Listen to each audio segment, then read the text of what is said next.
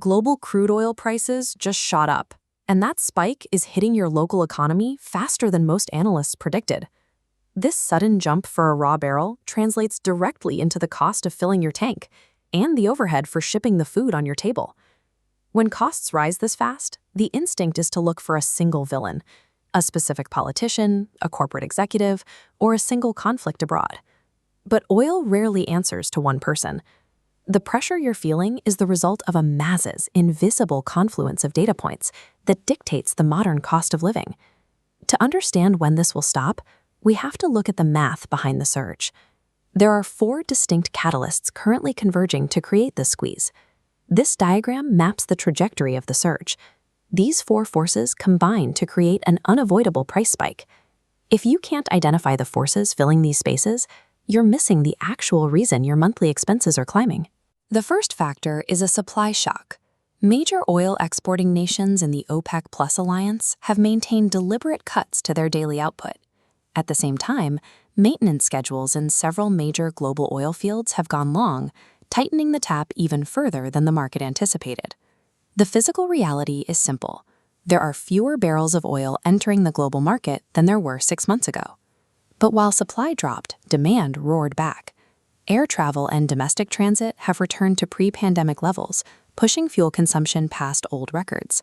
Heavy industrial activity, particularly across Asia, has added another layer of pressure, requiring massive amounts of fuel to keep global trade moving. When you have fewer physical barrels and more people fighting for them, you establish the baseline tension for a price surge. Then there are the factors we can't count in barrels. Geopolitics plays a massive role. Conflicts in producing regions and international sanctions on major exporters make the market jumpy. These tensions put critical maritime shipping routes at risk. If it's harder to move oil safely, the price of moving it goes up. Traders call this the risk premium. It's an invisible tax based purely on the fear that the flow of oil might stop tomorrow.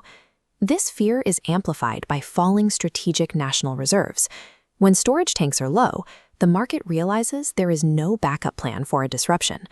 Hedge funds and speculators see this vulnerability and pour capital into the market, betting on prices going higher. This creates a loop. Traders buying based on geopolitical fear actually trigger the exact price spike they're hoping to profit from.